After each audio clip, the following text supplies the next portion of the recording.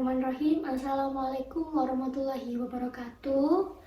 Kembali lagi bersama saya Hanana Fairuz Nihlah. Saya akan memperkenalkan diri terlebih dahulu supaya kalian kenal dan kalian paham siapa saya.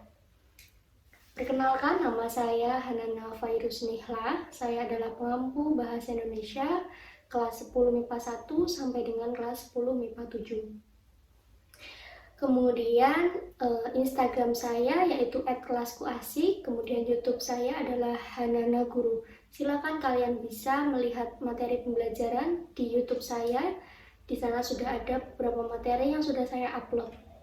Oke, sebelumnya di dalam pembelajaran bahasa Indonesia ini itu terdapat dua kategori pembelajaran, yaitu pengetahuan dan keterampilan, di mana dalam materi pengetahuan ini berisi tentang memahami, kemudian menelaah, menganalisis, dan menerapkan serta menjelaskan.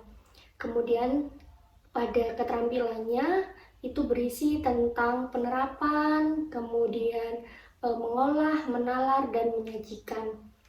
Nah, lalu di dalam bahasa Indonesia sendiri ini pada kelas 10 itu terdapat 18 kompetensi dasar yang harus kalian pelajari selama 1 tahun, di mana tiap semesternya itu terdapat 9 pasang kompetensi dasar. Berikut ini adalah kompetensi dasar yang akan kalian pelajari di semester 1.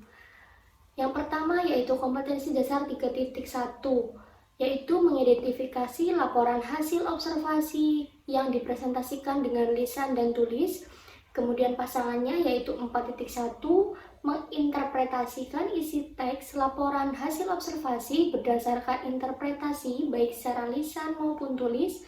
Kemudian di 3.2-nya menganalisis isi dan aspek kebahasaan dan dari minimal 2 teks laporan hasil observasi.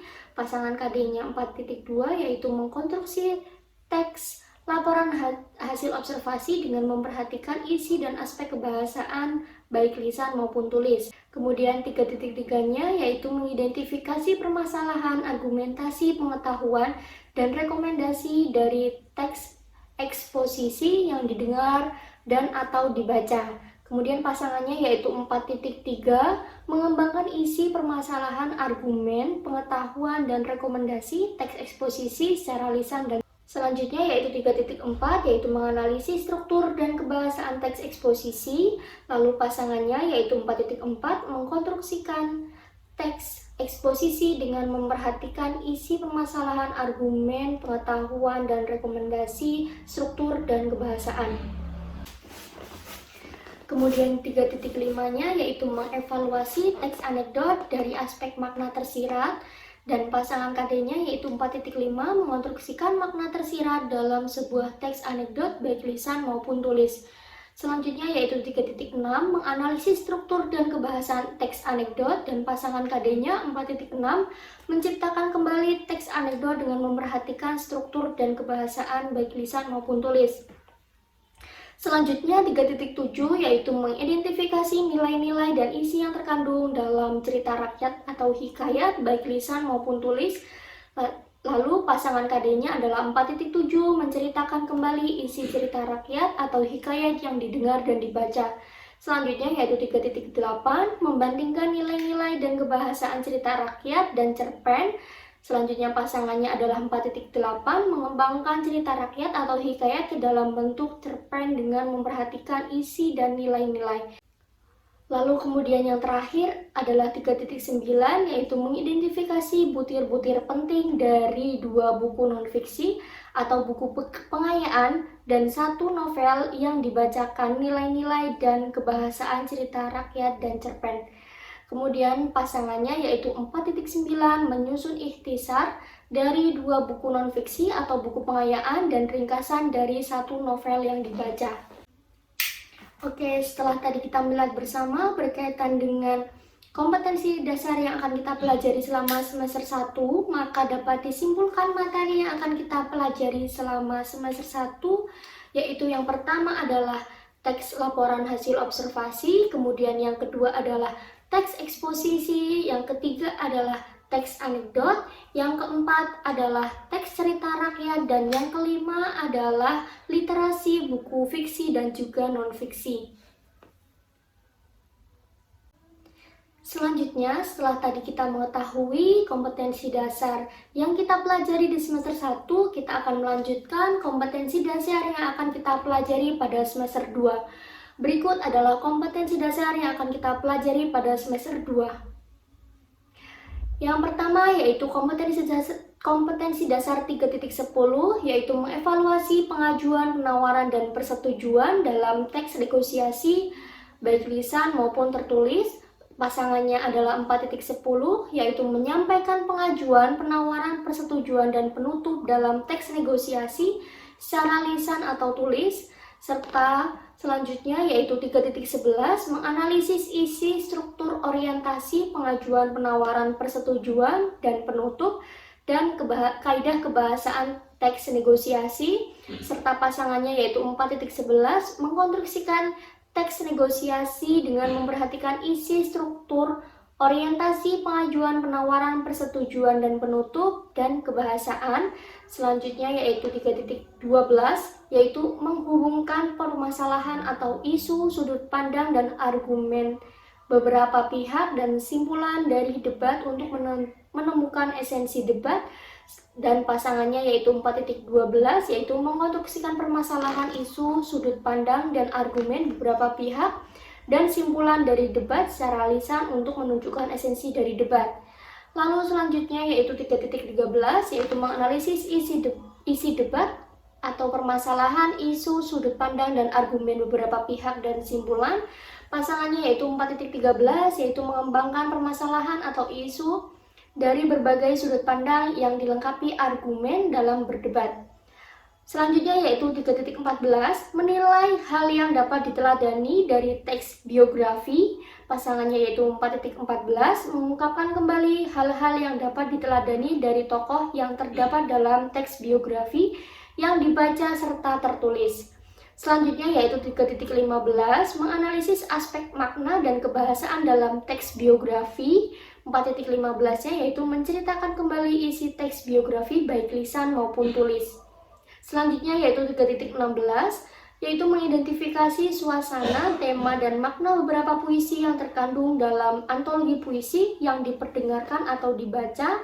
Dan pasangannya yaitu 4.16, mendemonstrasikan atau membacakan atau memusikalisasikan satu puisi dari antologi puisi atau kumpulan puisi dengan memperhatikan vokal, ekspresi, dan intonasi atau tekanan dinamik dan tekanan tempo.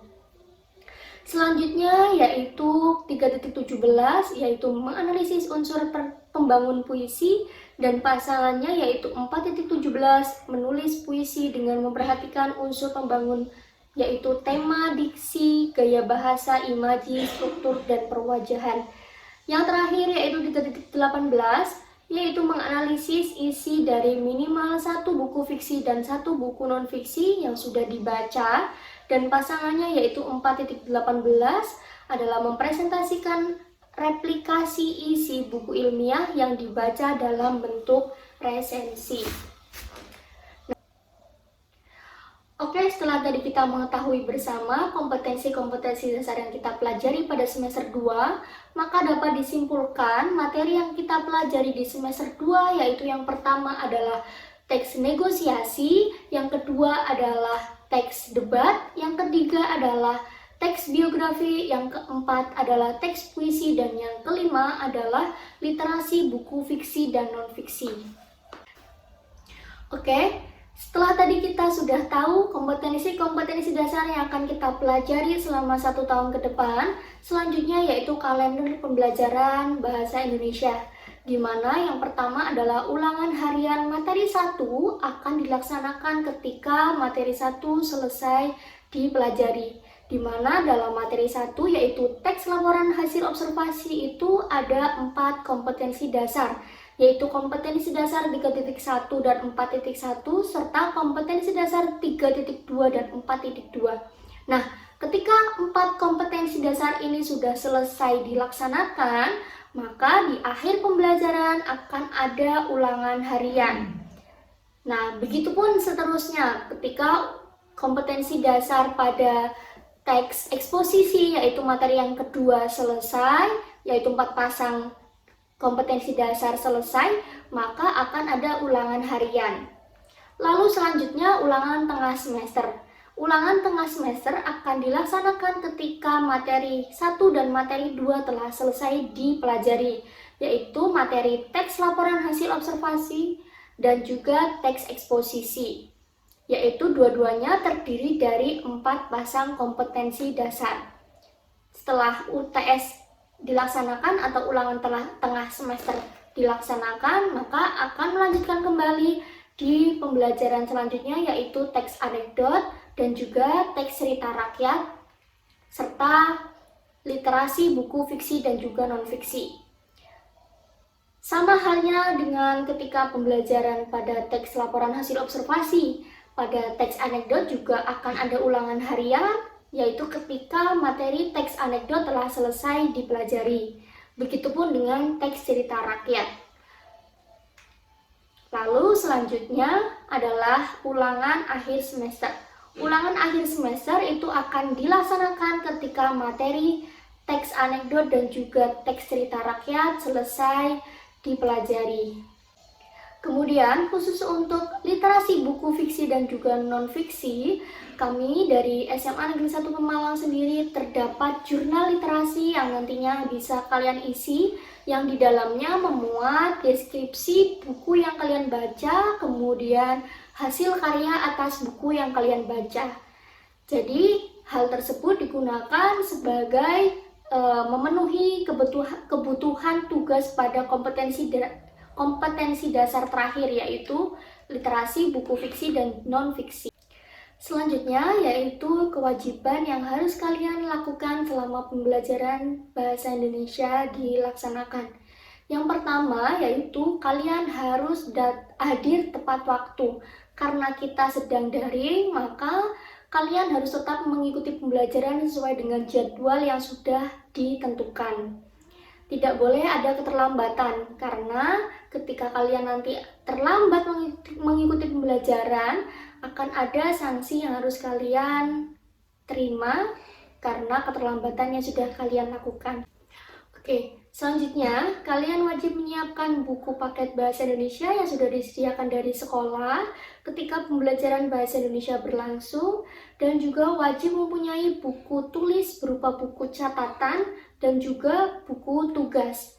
Gunanya untuk apa? Pada buku catatan itu berguna untuk mencatat informasi-informasi tentang materi yang kalian pelajari, dan juga untuk tugas buku tugas itu digunakan untuk kalian merekap atau membackup data-data atau merekap salinan-salinan tugas yang kalian kumpulkan melalui e-learning SMA Negeri 1 Pemalang.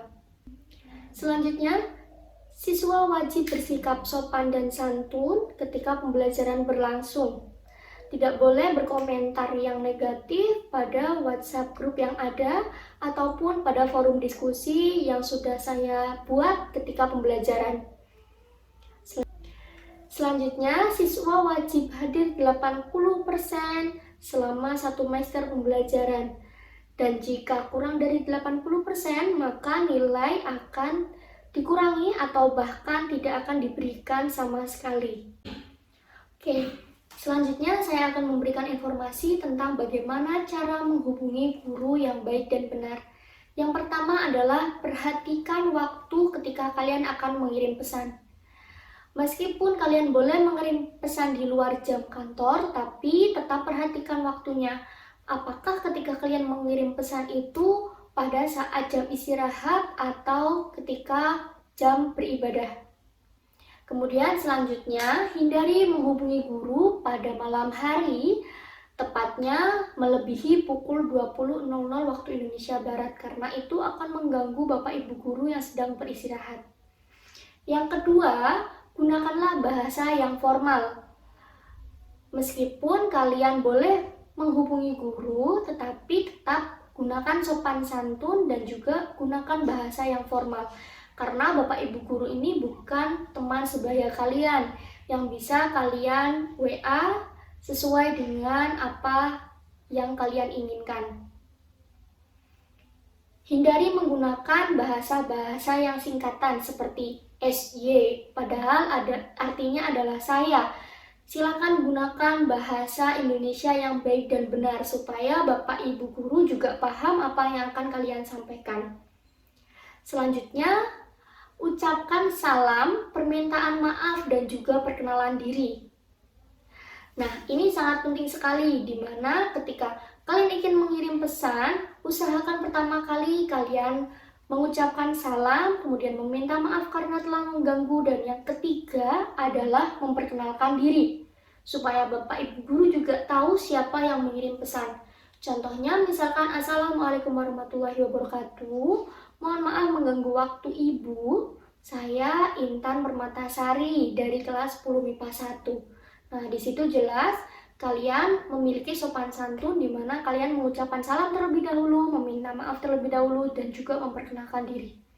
Selanjutnya, setelah memperkenalkan diri, kalian menjelaskan tujuan atau maksud kalian mengirim pesan kepada Bapak Ibu. Nah, di sini kalian jelaskan secara rinci apa yang kalian ingin sampaikan, mengapa kalian mengirim pesan. Misalkan bertanya, mohon izin Ibu bertanya, berkaitan dengan tugas yang Ibu berikan, apakah boleh mengumpulkan menggunakan Google Drive, misalkan begitu. Nah, setelah kalian sudah menjelaskan tujuan kalian mengirim pesan kepada guru, silakan jangan lupa kalian ucapkan terima kasih di akhir kalian menyampaikan tujuan kalian. Contohnya, ketika kalian sudah bertanya, mohon maaf, mohon izin bertanya Ibu berkaitan dengan tugas yang Ibu berikan, apakah saya boleh mengumpulkan melalui Google Drive? Terima kasih, begitu. Sudah jelas ya bagaimana tata cara menghubungi guru yang baik dan benar, supaya nantinya kalian bisa menghubungi guru dengan baik dan benar. Selanjutnya yaitu sistematika pembelajaran daring. Yang pertama, saya ingin ada satu koordinator dari tiap-tiap kelas. Nah, koordinator ini tidak harus ketua kelas. Lalu, apa sih tugas koordinator? Nah, tugas koordinator adalah yang pertama mengingatkan teman-temannya bahwa hari ini ada pembelajaran bahasa Indonesia. Yang kedua, mengingatkan Bapak Ibu guru apabila Bapak Ibu guru tidak hadir pada saat pembelajaran sudah berlangsung. Lalu yang ketiga adalah menceklis atau memastikan seluruh siswa sudah mengumpulkan tugas. Oke, selanjutnya sistematika pengerjaan tugas. Seluruh pembelajaran bahasa Indonesia itu adalah paperless atau tidak menggunakan kertas. Jadi, silakan nanti kalian gunakan aplikasi WPS jika kalian menggunakan HP, atau gunakan aplikasi Microsoft Office jika kalian menggunakan laptop. Nah, meskipun tugas dikumpulkan melalui Google Drive atau melalui e-learning Semansa atau SMA Negeri 1 Pemalang, tetapi kalian harus membuat salinan datanya. Mengapa perlu salinan data? Karena untuk merekap seluruh tugas yang kalian kerjakan selama 1 semester. Gunanya untuk apa? Gunanya adalah apabila nanti di akhir ternyata ada tugas yang tidak terbaca, maka kalian bisa memberikan atau menyerahkan bukti bahwa kalian sudah mengumpulkan tugas karena kalian memiliki backupan data yang sudah kalian kumpulkan. Sehingga Bapak Ibu guru juga bisa meminta kembali apabila memang tugas yang sudah kalian kumpulkan itu hilang atau tidak terbaca. Nah, selanjutnya kalian harus mengumpulkan tugas sesuai dengan waktu yang sudah ditentukan. Jika memang kalian terlambat mengumpulkan tugas, maka akan ada hukuman berupa membuat karya sastra, yaitu puisi atau cerpen. Nah, selanjutnya, tidak boleh mengirim tugas melalui WhatsApp, baik WhatsApp grup maupun WhatsApp pribadi saya. Jika memang tugas itu ada perintahnya, yaitu dikumpulkan melalui e-learning, silakan kalian kerjakan dan kumpulkan sesuai dengan perintah. Tetapi khusus untuk catatan, biasanya saya akan meminta pada WhatsApp group atau WhatsApp pribadi. Jadi kalian harus mengumpulkan tugas sesuai dengan apa yang diperintahkan. Terkait catatan, itu bukan termasuk tugas. Itu hanyalah bukti bahwa kalian sudah menulis informasi terkait materi yang akan dipelajari di dalam buku catatan kalian. Gunanya untuk apa? Gunanya supaya nanti ketika kalian sudah ulangan tengah semester, kalian bisa mempelajari apa yang sudah dipelajari atau bisa membaca kembali materinya pada buku catatan yang sudah kalian buat. Oke, selanjutnya yaitu kewajiban guru. Yang pertama adalah mengecek kehadiran kalian, di mana pada e-learning SMA Negeri 1 Pemalang sendiri sudah saya sediakan presensi yang bisa kalian isi, di mana pada presensi tersebut berisi hadir, terlambat, izin, dan juga alfa, di mana pada kolom hadir bisa kalian isi dari mulai 15 menit sebelum pembelajaran sampai dengan 15 menit pembelajaran dimulai.